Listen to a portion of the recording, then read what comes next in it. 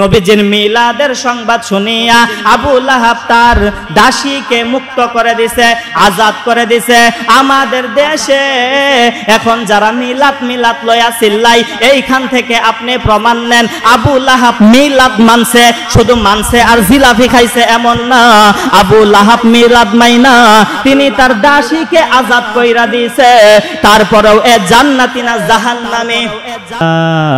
আবি লাহাবিউ ওয়া তাব মা আগনা আনহু মালুহু ওয়া মা কাসাব সায়াসলা নারান যাতা লাহাব ওয়া ইমরাআতুহু হাম্মালাতাল হাতাব ফি জিদিহা হাবলুম মিন মাসাদ। সাদাকাল্লাহুল আযীম। ওয়া ক্বালা রাসূলুল্লাহি সাল্লাল্লাহু আলাইহি ওয়াসাল্লাম লা ইয়াদখুলুল জান্নাতা মান লা ইয়ামানু জারুহু বাওয়াইকা আও কামা ক্বালা আলাইহিস সালাতু ওয়াসসালাম। দরুদ শরীফ পড়ি। আল্লাহুম্মা সাল্লি আলা মুহাম্মাদিন ওয়া আলা আলি মুহাম্মাদ কামা সাল্লাইতা আলা ইব্রাহিম ওয়া আলা আলি ইব্রাহিম ইন্নাকা হামিদুন মাজিদ। আল্লাহুম্মা বারিক মুহাম্মদ কামা বারাকতা আলা ইব্রাহিম ওয়া আলা আলি ইব্রাহিম ইন্নাকা হামিদুম মাজিদ। আলহামদুলিল্লাহি রাব্বিল আলামিন। সমস্ত প্রশংসা মহান আল্লাহ পাক রব্বুল আলামিনের দরবারে, যে আল্লাহ পাক রব্বুল আলামিন আমাদেরকে রবিউল সানি মাসের ৩ তারিখ জুমার দিন জুম্মার নামাজের উদ্দেশ্যে আল্লাহ তাআলার ঘর মসজিদে এসে কুরআন ও হাদিসের আলোকে কিছু কথা শুনবার নিয়তে বসার সুযোগ করে দিয়েছেন। এর জন্য দিল থেকে কালিমাতুশ শুকরিয়া আদায় করি। সবাই পড়ি আলহামদুলিল্লাহ। আমরা ধারাবাহিকভাবে পবিত্র কুরআনুল কারীমের ছোট ছোট সূরাগুলো নিয়ে কথা বলতেছিলাম। তারই ধারাবাহিকতায় আজকে আমরা যে সূরাটি তেলাওয়াত করেছি, এই সূরাটির নাম হলো সূরাতুল লাহাব। পবিত্র কুরআনুল কারীমে সর্বমোট সূরা রয়েছে ১১৪টি। এই ১১৪টি সূরার ভিতরে ১১১ নাম্বার সূরা আজকে আমরা তেলাওয়াত করেছি।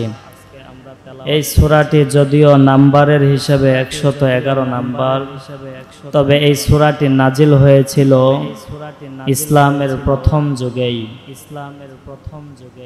সূরা ফাতিহার পর যেই সূরাটি নাজিল হয়েছে সেই সূরাটি হলো সূরাতুল লাহাব। এই সূরার ২টি নাম রয়েছে, একটি হলো সূরা লাহাব, আরেকটি হলো সূরা মাসাদ। সূরা লাহাব নামকরণ এই কারণে করা হয়েছে, এই সূরার ভিতরে লাহাব শব্দটি ২ বার রয়েছে। একটা হলো তাব্বাত ইয়াদা আবি লাহাব, আরেকটা হলো সায়াসলা নারং যাতা লাহাব। এই শব্দটি ২ বার লাহাব থাকার কারণে সূরাটির নামকরণ করা হয়েছে সূরা লাহাব। আর শেষ আয়াতে রয়েছে ফি জিদিহা হাবলুম মিন মাসাদ। এই কারণে এই সূরাটির কেউ কেউ নাম রেখেছিলেন সূরা মাসাদ। তবে সূরা লাহাব নামে আমাদের কাছে প্রসিদ্ধ। তাহলে আমরা আজকে যে সূরাটি তেলাওয়াত করেছি সূরাটির নাম হলো সূরাতুল লাহাব। আগে আমরা বুঝি এই সূরাটি কখন কেন নাজিল হয়েছে। এই সূরাটির ভিতরে 2 ভাগে আল্লাহ তাআলা আলোচনা করেছেন। প্রথম ভাগ, এই সূরার ভিতরে আয়াত সংখ্যা হলো 5টি। আয়াত সংখ্যা কয়টি? আমরা সবাই শেখার জন্য আসছি, ইনশাআল্লাহ সবাই শিখব এবং বলবো। এই সূরার ভিতরে আয়াত সংখ্যা কয়টি? 5টি। 5টি আয়াতের ভিতরে আল্লাহ তাআলা প্রথম 3টি আয়াতে নবীজির চাচা আবু লাহাবকে নিয়ে আলোচনা করেছেন এবং শেষ 2টি আয়াতে আল্লাহ তাআলা নবীজির চাচি উম্মে জামিলকে নিয়ে আলোচনা করেছেন। তাহলে এই সূরাতে কয় ব্যক্তি সম্পর্কে আলোচনা করা হয়েছে? 2 ব্যক্তি। একজন হলো নবীজির চাচা লাহাব, আরেকজন হলো লাহাবের স্ত্রী উম্মে জামিল। এই 2 ব্যক্তি সম্পর্কে আল্লাহ তাআলা এই সূরাতে 5 আয়াতে 2 ব্যক্তি নিয়ে আলোচনা করেছেন। আমরা প্রথমে জানব এই সূরাটি কখন কোন অবস্থাতে নাজিল করা হয়েছে। এটা জানতে হলে আমরা চলে যাব বুখারী শরীফের 4770 নম্বর হাদিসে। সহিহ বুখারীর 4770 নম্বর হাদিসের বর্ণনা, আল্লাহ রাসূল সাল্লাল্লাহু আলাইহি ওয়াসাল্লামের উপর যখন আয়াত নাজিল হলো সূরা তাওবার, ওয়া আনজির আশীরাতাকাল আকরাবিন, এই আয়াতটি যখন আল্লাহ তাআলা নাজিল করলেন, আল্লাহ তাআলা নির্দেশ দিলেন, ওগো নবীজি আপনি আর কত গোপনে দাওয়াত দিবেন, আপনি আর কত বাইসা বাইসা দাওয়াত দিবেন। ওয়া আনজির আশীরাতাকাল আকরাবিন, আপনি আপনার নিকটস্থ আত্মীয় যারা রয়েছে তাদের কাছেও দাওয়াত দেন, আপনি আপনার গোত্রের কাছে দাওয়াত দেন, আপনি আপনার বংশের কাছে দাওয়াত দেন, এখন আপনি প্রকাশ্যে দাওয়াত দেন। এই আয়াত যখন নাজিল হলো, আল্লাহ রাসূল সাল্লাল্লাহু আলাইহি ওয়াসাল্লাম সাফা পাহাড়ে গেলেন সকালবেলা। আমরা যেটা সাফা মারওয়া বলে চিনি, হাজিরা হজ করতে যায় যারা, তারা বিশেষ করে ভালো চিনবে। এখন তো সাফা পাহাড় কেটে আরো ছোট করা হয়েছে হাজিদের সুবিধার জন্য। তখনকার সময়ে আল্লাহ রসুলের সময়ে এই পাহাড়টি আরো উঁচু ছিল। ওই পাহাড়ে গিয়ে আল্লাহ রসুল সাল্লাল্লাহু আলাইহি ওয়াসাল্লাম সকাল সকাল এইভাবে ডাকতেছে, ইয়া সবাহা ইয়া সবাহা, অর্থাৎ হে সকাল হে সকাল। আরবের একটা সিস্টেম ছিল, তখন যদি কোনো গুরুত্বপূর্ণ সংবাদ পৌঁছানোর থাকতো এবং ভয়ানক আতঙ্কজনক কোনো খবর যদি পৌঁছাইতো, তাহলে সকলেই এইভাবে ইয়া সবাহা বলে ডাকতো, তাহলে সবাই গুরুত্ব দিত। আল্লাহ রসুল সাফা পাহাড়ের উপরে উঠে ইয়া সবাহা বলে ডাকলেন। এইভাবে আল্লাহ রসুল যখন ডাকলেন, কুরাইশ বংশের লোকেরা, এরপর আব্দে মানাফ এই বংশের লোকেরা, হাসিম গোত্রের লোকেরা, এইভাবে মক্কার গুরুত্বপূর্ণ যারা ওই সমস্ত ব্যক্তি সঙ্গে, এই হাদিসের ভিতরে এক ব্যক্তির নাম সহকারে নেওয়া হয়েছে, তিনি হলেন আব্দুল উজ্জা। আব্দুল উজ্জা এই আবু লাহাবের এই নাম, তবে আব্দুল উজ্জা অর্থ উজ্জার গোলাম। উজ্জা হইছে আপনার দেবদেবী যারা পূজা করে তাদের এক দেবতার নাম, তারা বলে যে উজ্জা। আব্দুল উজ্জা মানে হলো উজ্জার গোলাম। এই আব্দুল মুত্তালিবের 10 জন ছেলে সন্তান ছিলেন, এর ভিতরে একজনের নাম আব্দুল্লাহ, আরেকজনের নাম আব্দুল উজ্জা। একজনের নাম রাখছে আল্লাহর গোলাম, আরেকজনের নাম রাখছে উজ্জার গোলাম। তো আব্দুল্লাহর গোলামের সন্তান হলো মুহাম্মদ সাল্লাল্লাহু আলাইহি ওয়াসাল্লাম, আর উজ্জার গোলাম থেকে বেশ কিছু সন্তান আসছে, এর ভিতরে একজনের নাম হলো উতবা, আরেকজনের নাম হলো উতাইবা। এদের আলোচনা আসতেছে সামনে। আলোচনা তো অনেক, আমাদের সময় কম, দেখি কতটুকু বলা যায়। তো ওইখানে এই আব্দুল উজ্জা অর্থাৎ আবু লাহাব ওই মজলিসে, ওই সাফা পাহাড়ের নিচে অবস্থান করেছিলেন। আল্লাহ রসুল সাল্লাল্লাহু আলাইহি ওয়াসাল্লাম যখন ডাকছেন, তখন যারা যাইতে পারেন নাই, দেখেন তখনও নবুয়ত পাইছে, এখনো প্রকাশ্যে দাওয়াত দেয় নাই, নবীজি প্রকাশ্যে কালেমার ঘোষণা করেন নাই, তখনও আরবের লোকদের কাছে নবী কতটা গুরুত্বপূর্ণ, যারা যাইতে পারেন নাই তারা আরেকজনকে পাঠায় দিছে, যাও মুহাম্মদ ইবনে আব্দুল্লাহ কি বলে তোমরা শুনে এসো এবং আসার পর আমাকে জানায়া দিও। অবশ্যই মুহাম্মদ সাল্লাল্লাহু আলাইহি ওয়াসাল্লাম যেহেতু ডাকতেছে, কোনো না কোনো গুরুত্বপূর্ণ সংবাদ রয়েছে, তোমরা যাও, তোমরা শুনে আমার কাছ পর্যন্ত খবর পৌঁছে দিও। তখন এইভাবে মানুষজন আল্লাহর নবীর কাছে লোকজন পাঠাইলেন। নবীজি এই সহিহ বুখারী 4770 নম্বর হাদিসে আসছে, সবাইকে উদ্দেশ্য করে বললেন, হে লোক সকল, আমি তোমাদেরকে বলি, আমি যদি এখন তোমাদের কাছে বলি এই পাহাড়ের পিছনে কিছু শত্রু বাহিনী অপেক্ষায় আছে, তারা যে কোনো সময় তোমাদের উপর আক্রমণ করতে পারে, তোমরা কি তা বিশ্বাস করবা? তখন আরবের লোকেরা বলল, হ্যাঁ অবশ্যই বিশ্বাস করব। আরেক হাদিস সহিহ বুখারীর 4972 নম্বর হাদিস, এই হাদিসের ভিতরে আসছে আল্লাহর নবী বললেন, আমি যদি এখন তোমাদেরকে বলি আজকে সকাল বেলায় কিছুক্ষণ পর অথবা আজকে সন্ধ্যা বেলায় কিছু লোক তোমাদের উপর আক্রমণ করবে, কিছু সৈন্য প্রস্তুতি নিতেছে তোমাদেরকে আক্রমণ করার জন্য, তোমরা কি আমার এই কথাটা বিশ্বাস করবা? তখন লোকেরা বলল, অবশ্যই বিশ্বাস করব, কেননা এখন পর্যন্ত তোমার জবান থেকে যেই কথাগুলো বের হয়েছে এখন পর্যন্ত আমরা সত্য ছাড়া মিথ্যা খুঁজে পাই নাই, সুতরাং আমাদের বিশ্বাস এখনো তুমি যা বলবা তা তুমি অবশ্যই সত্যই বলবা। তোমাকে আমরা আলামিন নাম দিয়েছি, তোমাকে আমরা জানি আমরা বাটপার হইতে পারি, আমরা আমানতের খেয়ানত করতে পারি, আমরা মিথ্যা বলতে পারি, কিন্তু আরবেও এমন একটা লোক আছে যার নাম মুহাম্মদ সাল্লাল্লাহু আলাইহি ওয়াসাল্লাম, উনি কখনো মিথ্যা বলতে পারে না, মিথ্যা বলা উনার দ্বারা সম্ভবই না। বলি সুবহানাল্লাহ।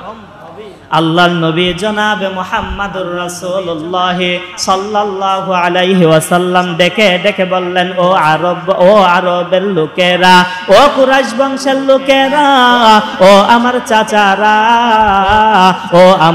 ও আব্দে মানাফ গোত্রের লোকেরা, ও হাশিম গোত্রের লোকেরা, আমি আপনাদের কাছে খবর পৌঁছে দিতে চাই, আমি যদি বলতাম পাহাড়ের পিছনে শত্রু বাহিনী রয়েছে, আপনারা বিশ্বাস করতেন এবং ভয় করতেন, সতর্ক হয়ে যাইতেন।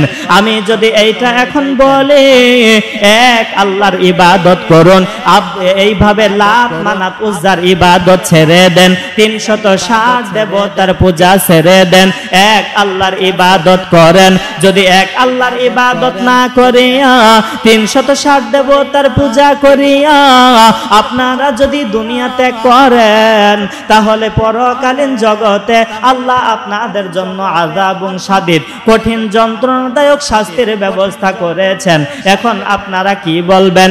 ওই সময় অন্য লোকেরা যদিও কিছু সময় চিন্তা করতেছিল দাঁড়াইয়া, কেউ কেউ মনে মনে চিন্তা করতেছে, হ্যাঁ মুহাম্মদ সাল্লাল্লাহু আলাইহি ওয়াসাল্লাম উনি তো কখনো মিথ্যা বলতে পারেন না, এই কথাও তো হতেও তো পারে সত্য, যেহেতু উনি 40 বছর বয়স পর্যন্ত একটা মিথ্যাও বলেন নাই, আজকে কোন দুঃখে মিথ্যা বলবেন? অবশ্যই সত্যও হইতে পারে। কিন্তু ওইখানে একজন লোকের কথা বলছিলাম যিনি উপস্থিত ছিলেন, যার নাম ছিল আবু লাহাব, ও তখনকার সময়ে নাম ছিল আব্দুল উজ্জা। এই আব্দুল উজ্জা আল্লাহর নবীর এই কথাটা শুনতে পারলেন না, যদিও আল্লাহর নবীর আপন চাচা ছিলেন। এই ব্যক্তি আল্লাহর নবীর কথাটা সহ্য করতে না পারিয়া এই আব্দুল উজ্জা আল্লাহর নবীর সাথে গভীর সম্পর্কে সম্পর্কিত। একদিকে তার দাদার সন্তান আব্দুল উজ্জা, আব্দুল্লাহর এই ভাই, আল্লাহর নবীর চাচা, আরেকদিকে হইল আল্লাহর নবীর দুইজন মেয়ে ছিল, একজনের নাম হলো রুকাইয়া, আরেকজনের নাম হলো উম্মে কুলসুম। এই দুইটা মেয়েকে আব্দুল উজ্জার দুইটা ছেলে সন্তান উতবা এবং উতাইবার সঙ্গে বিবাহ বন্ধনে আবদ্ধ করে দিয়েছিলেন। অর্থাৎ আল্লাহর নবীর একদিকে আবু লাহাব ছিল চাচা, আর একদিকে ছিল বিয়াই, অর্থাৎ দুইজন কন্যা সন্তানকে আবু লাহাবের দুই ছেলের সঙ্গে বিবাহ দিয়েছিলেন। এই রকম সম্পর্ক চাচা ভাতিজার ছিল, এই রকম সম্পর্ক আমাদের নবী এবং আবু লাহাবের ছিল। যখনই এক আল্লাহর দাওয়াত দিল, যখনই লাত মানাত উজ্জার দেবতার পূজা করতে বন্ধ করতে বলল, ঠিক এমন সময় আল্লাহর নবীকে উদ্দেশ্য করিয়া এই আবু লাহাব জমিন থেকে একটা পাথর হাতের মধ্যে নিয়া তিনি আল্লাহর নবীকে উদ্দেশ্য করলে বললেন, তাব্বাল্লাকা ইয়া মুহাম্মদ সাইরুল ইয়াউম আলিহাদা জামাতানা। আল্লাহর নবীকে উদ্দেশ্য করে বললেন, তাব্বাল্লাকা ইয়া মুহাম্মদ, হে মুহাম্মদ তুমি ধ্বংস হও, সাইরুল ইয়াউম, এবং সারা দিন তোমার জন্য ধ্বংস হোক, সারা দিন শুধু তোমার জন্য অভিশাপ আর অভিশাপ। আলিহাদা জামাতানা, এই কারণে কি আমাদেরকে এক একত্রিত করেছো, এই কারণে কি আমাদেরকে এখানে জমায়েত করেছো, এই কথা বলার জন্য কি আমাদেরকে তুমি ডেকেছো। এই কথা বলার পর আল্লাহর নবীকে যখন অভিশাপ দিল, আল্লাহর নবীকে আবু লাহাব বলল তাব্বাল্লাকা ইয়া মুহাম্মদ, হে মুহাম্মদ তুমি ধ্বংস হও। আমার আল্লাহর আরশ কাঁপা গেছে। আমার আল্লাহ এই কথাটা সহ্য করতে পারলেন না। সঙ্গে সঙ্গে ওই মজলিসের ভিতরে ছিল আবু বকর সিদ্দিক রাদিয়াল্লাহু তাআলা আনহু। যেহেতু ইসলামের প্রথম যুগ, কাজেই খুব অল্প সংখ্যক সাহাবী ওই মজলিসের ভিতরে ছিল। এই রকম ভাবে সাহাবায়ে কেরামরা কথাটা সহ্য করতে পারতেছিলেন না। ভিন্ন দিকে জবাব দেওয়ার শক্তি ওই সময় তাদের ছিল না, কিন্তু আমার আল্লাহর জবাব দেওয়ার শক্তি আসেনি, আল্লাহর শক্তি আসেনি। আল্লাহ তাআলা সাথে সাথে জিবরাইলকে পাঠাইয়া দিলেন। আল্লাহ পাক পবিত্র কুরআনুল কারীমের 111 নম্বর সূরাটি দিয়া পাঠাইলেন তাব্বাত ইয়াদা আবি লাহাব ওয়া তাব। আল্লাহ পাক জানাইলেন তাব্বাত ধ্বংস হোক, ধ্বংস হোক, ইয়াদা দুই হাত কার, আবি লাহাব আবু লাহাবের দুই হাত ধ্বংস হোক। আবার বলতেছে ওয়া তাব্বা, মনে করেন ধ্বংস হয়ে গিয়েছে। বলেন না সুবহানাল্লাহ। আবু লাহাব নবী ধ্বংসের জন্য দোয়া করছে, আল্লাহ তাআলা এটা আবু লাহাবের জন্যই কবুল করে নিয়েছে। আল্লাহ পাক সঙ্গে সঙ্গে আয়াত নাজিল করে দিলেন তাব্বাত ইয়াদা আবি লাহাবিন ওয়া তাব, আবু লাহাব ধ্বংস হোক, আবু লাহাবের দুই হাত ধ্বংস হোক এবং সে নিজেও ধ্বংস হোক। আবু লাহাব কিন্তু ধ্বংস হয়েছে বাজান। সম্পূর্ণ আলোচনাটা যদি করতে চাই আমাদের অনেক সময়ের প্রয়োজন হবে, এই কারণে আমরা সংক্ষেপে কথাটা বলে শেষ করে দিব। আবু লাহাব কিন্তু শেষ পর্যন্ত ধ্বংস হয়েছে। আবু লাহাবের নাম হইল আব্দুল উজ্জা। আব্দুল উজ্জা অর্থ উজ্জার গোলাম। এখন যদি আল্লাহ পাক কুরআনুল কারীমে এই সূরা লাহাবের ভিতরে কিংবা সূরা মাসাদের ভিতরে এইখানে যদি আল্লাহ আবু লাহাব না বলিয়া আব্দুল উজ্জা আসল নামটা তুলিয়া ধরতো, আল্লাহ হইলেন একজন ইলাহ, আল্লাহ হইলেন একজন খোদা, আল্লাহ হইলেন একজন রব। এখন যদি অন্য একটা রবের কথা এইখানে তুলিয়া ধরে, অর্থাৎ উজ্জা যদি নামেও একটা খোদার কথা আল্লাহ তুলিয়া ধরে, তাহলে আমাদের মনেও প্রশ্ন আসতো, আল্লাহ যেহেতু বলছে আব্দুল উজ্জা অর্থাৎ উজ্জার গোলাম, তার মানে উজ্জা নামে হয়তো কোনো খোদা রয়েছে। এটা যেহেতু আল্লাহ তাআলার শান মানের পরিপন্থী, এই কারণে আল্লাহ পাক এখানে আব্দুল উজ্জার আসল নাম গোপন করিয়া আবু লাহাব নামটা দিলেন প্রকাশ করিয়া। আবু লাহাবের নামে আল্লাহ তাআলা আয়াত নাজিল করলেন। এই সংবাদটা যখন চলিয়া গেল আরবের আনাচে কানাচে, তখন ওই আবু লাহাবের স্ত্রী, যার নাম ছিল উম্মে জামিল, জামিল অর্থ সুন্দর বা সুন্দরী, উম্মি অর্থ আম্মা, উম্মে জামিল অর্থ সুন্দরীর মা। আবু লাহাবের স্ত্রী মক্কার বড় সুন্দরী মেয়ে ছিল, এই কারণে আবার হইল ওই দেশের রাষ্ট্রপ্রধানের স্ত্রী, আবার আবু সুফিয়ানের বোন। সব দিক থেকে বাপের বাড়ি, স্বামীর বাড়ি এবং তার ব্যক্তিগত ভাবেও উনি অনেক অহংকারী ছিলেন। উনি কোনো দিক থেকে কিন্তু কম ছিলেন না, এই কারণে অহংকারের সহিত জমিনের ভিতর চলতো এবং তার সন্তানদেরকে নিয়েও বড়াই করত। এই কারণে আল্লাহ তাআলা সূরা লাহাবের 2য় আয়াতের ভিতর জানাইলেন মা আগনা, তার কোনো কাজে আসলো না, তার কোনো কাজে আসবে না, আনহু তার জন্য, তার পক্ষে, মালুহু তার সম্পদ, ওয়ামা কাসাব এবং তার সন্তান। অথবা মুফাসসিরিনে কেরাম ইবনে কাসির রাহমাতুল্লাহ আলাইহি তার তাফসীর ইবনে কাসিরের ভিতর লেখেন ওয়ামা কাসাব অর্থ ওই সম্পদ যেই সম্পদ আমরা জমা করি, অর্থাৎ আবু লাহাবের নিজের মাল সম্পদ কাজে আসলো না এবং তার সন্তানগুলিও কাজে আসলো না। আল্লাহ তাআলা কিভাবে জানাইলেন, কিভাবে আমরা বুঝবো তার সম্পদ যে তার কোনো কাজে আসে নাই, তার সন্তান যে তার কোনো কাজে আসে নাই? সামনেই আমাদের আলোচনা আসতেছে। একদিকে আল্লাহ তাআলা তার ধ্বংসের জন্য আয়াত নাজিল করেছে, 3 নাম্বার আয়াতে আল্লাহ তাআলা জানাইলেন সায়াসলা, অতি শীঘ্রই প্রবেশ করবে, অচিরেই প্রবেশ করবে নার, আগুনের ভিতরে। কোন আগুন? সায়াসলা নারন যাতা লাহাব, লেলিহান আগুনের শিখাই। কোথায়? লেলিহান আগুনের শিখায়। অর্থাৎ অতি শীঘ্রই আবু লাহাব জাহান্নামের ভিতর প্রবেশ করবে। আল্লাহ তাআলা যখন এই তিনটা আয়াত নাজিল করলেন এবং পরের আয়াতে যখন বললেন ওয়ামরাআতু এবং তার স্ত্রীও ধ্বংস, এবং তার স্ত্রীও ধ্বংস, হাম্মালাতাল হাতব কাঠ বহনকারিণী,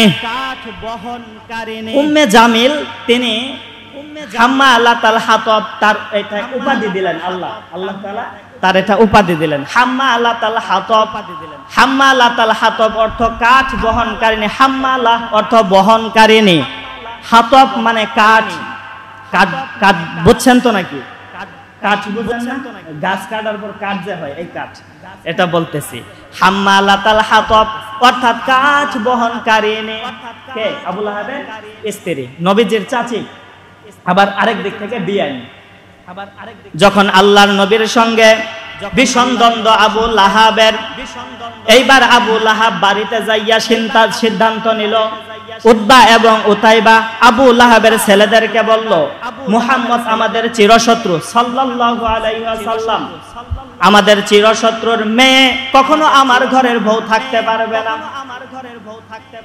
দুর্বল জায়গায় আঘাত। হ্যাঁ, আমাদের শত্রুর মেয়ে আমাদের ঘরে বউ হিসাবে থাকতে পারবে না। অর্থাৎ উতবা এবং উতাইবাকে কৌশলে তার মেয়ে, আল্লাহর নবীর মেয়ে উম্মে কুলসুম এবং রুকাইয়া দুইজনকে তালাক দেওয়াইলেন। কি দেওয়াইলেন? তালাক দেওয়াইলেন।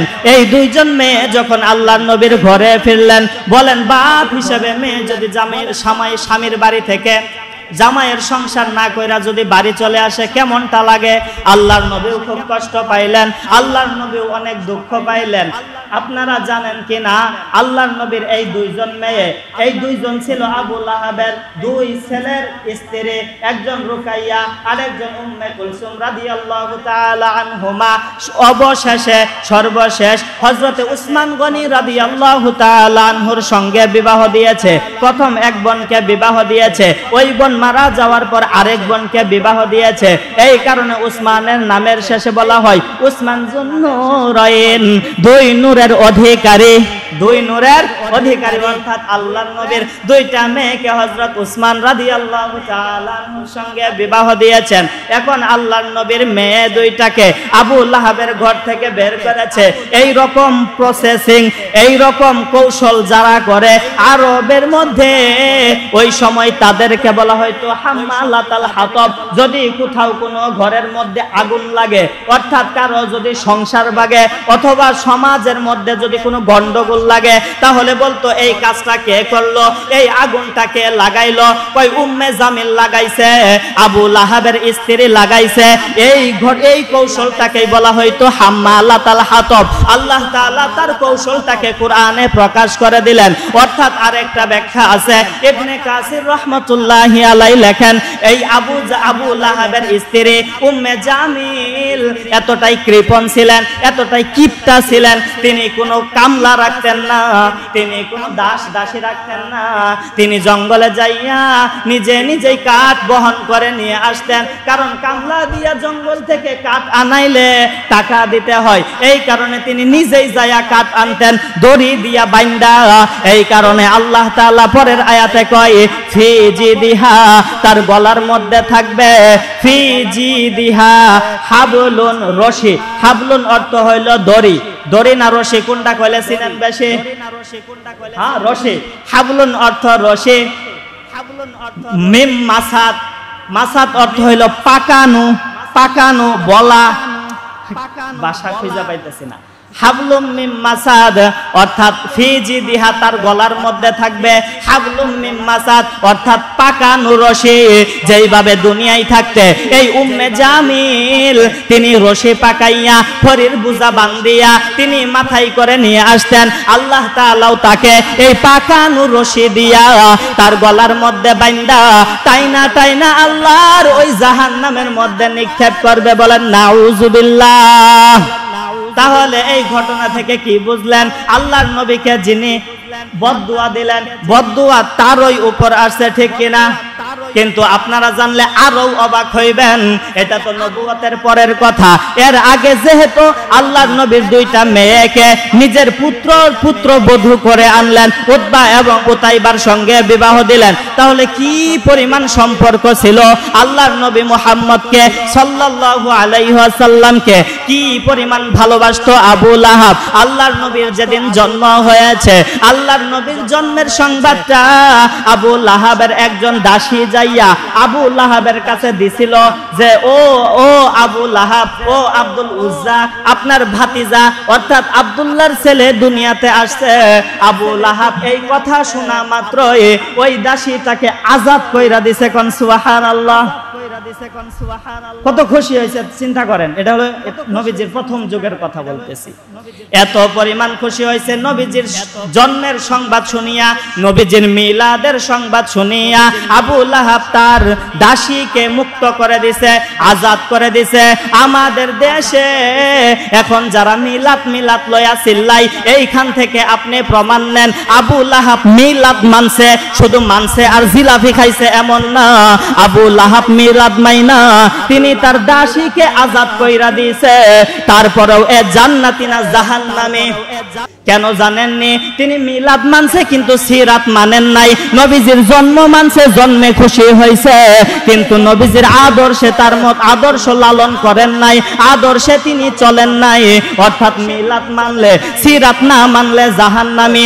আমাদের দেশেও যারা সিরাতের খবর নাই, দাড়ির খবর নাই, মদ গাঞ্জা লইয়া ব্যস্ত থাকে, বাজারের মধ্যে নারী পুরুষ একত্রে নাচানাচি করে, তারা জায়গায় জায়গায় আমাদেরকে ওয়াহাবি ওয়াহাবি বইলা চিল্লাই।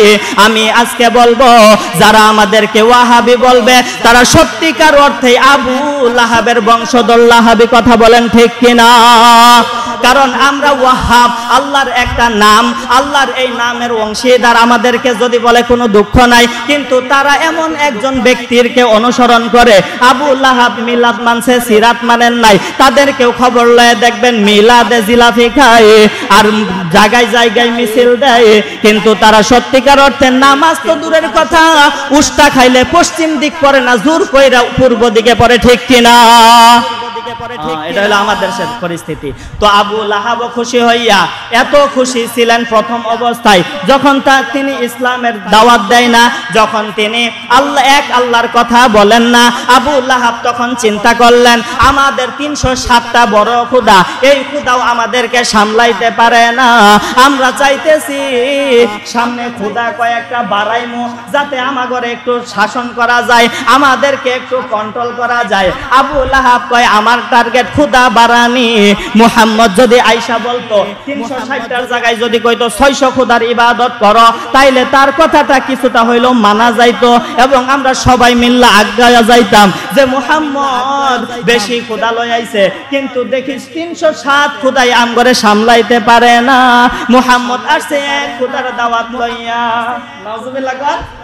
আবু লাহাব এইরকম দুশ্মন হয়ে গেছে। সর্বশেষ ওনার ধ্বংস কিভাবে আসলো শোনেন, সংক্ষেপে বলে দেই।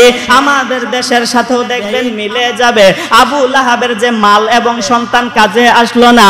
আবু লাহাব কখন মারা গেল, কখন ধ্বংস হইল? বদরের যুদ্ধ যখন শেষ হইল, কাফেররা যখন পরাজয় হইল, মুসলমানরা যখন বিজয় হইল, পরাজিত কাফেররা যার যার বাড়িতে যাইল।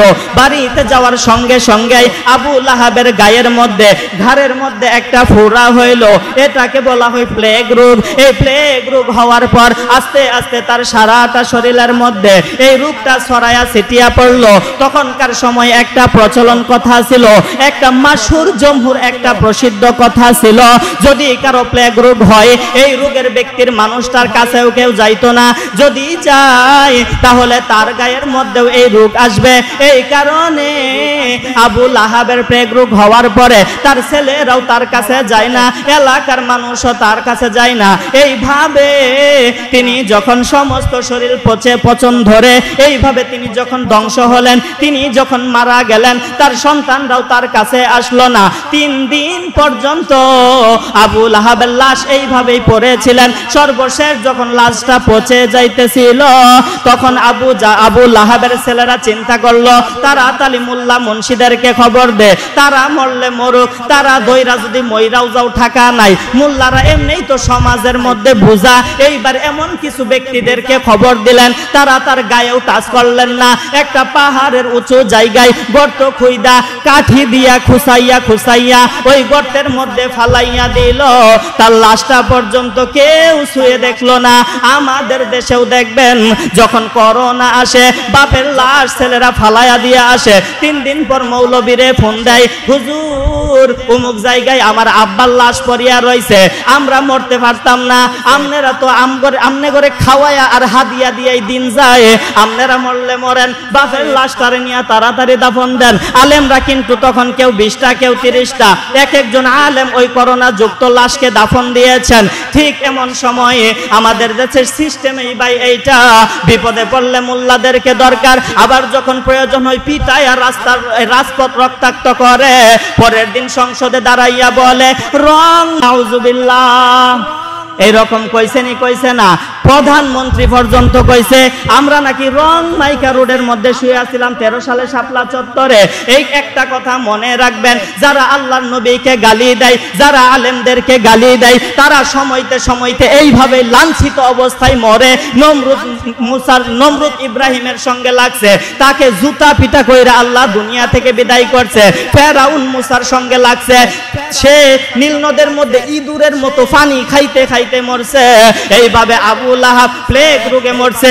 আল্লাহ জালেমদেরকে এভাবেই ধ্বংস করে। কোন জালেম জুতার বাড়ি খাইবে, কোন জালেম পানিতে পড়ে মরবে, কোন জালেম এইভাবে প্লেগ রোগে মরবে, আবার কোন জালেম দুপুরে খাইতে বৈশাও খাইতে পারবে না, পিছনের দরজা দিয়া হেলিকপ্টার দিয়া পলাইতে বাধ্য হবে, ঠিক কিনা?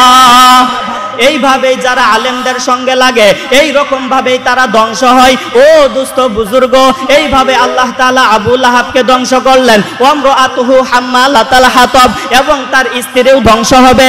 আবু লাহাবও ধ্বংস, তার স্ত্রীও ধ্বংস, কারণ তার স্ত্রী তার স্বামীকে সব সময় খারাপ পরামর্শ দিত, ভালো কোনো পরামর্শ দিত না। কথা আরো ছিল, অনেক কথা ছিল। আল্লাহ তাআলা এই সূরা লাহাব সম্পর্কে যে কথাগুলো বললাম তারই উপর আসলো। নবী তো ধ্বংস হইল না, সে নিজেই ধ্বংস হইল, এবং এরপরে তার মাল সম্পদ অনেক ছিল। আবু লাহাব প্রধানমন্ত্রী ছিল, আপনি জানেন কিনা? নবীজির চাচা আবু লাহাব, তিনি প্রধানমন্ত্রী ছিল তখনকার সময়ে। তার মাল সম্পদ কাজে আসলো না, তার ছেলেরা তার লাশটা পর্যন্ত ধরলো না। এইভাবে তার স্ত্রীও আল্লাহ তাআলা তাকেও ধ্বংস করেছে। অতি শীঘ্রই সেও জাহান্নামে যাবে। আর কিভাবে যাবে? ফি জিদিহা, তার গলার মধ্যে লাগানো থাকবে হাবলুম মিম মাসাদ, পাকানো রশি। এইভাবে তাদেরকে জাহান্নামে নিক্ষেপ করা হবে। আল্লাহ তাআলা যদি তৌফিক দেয়।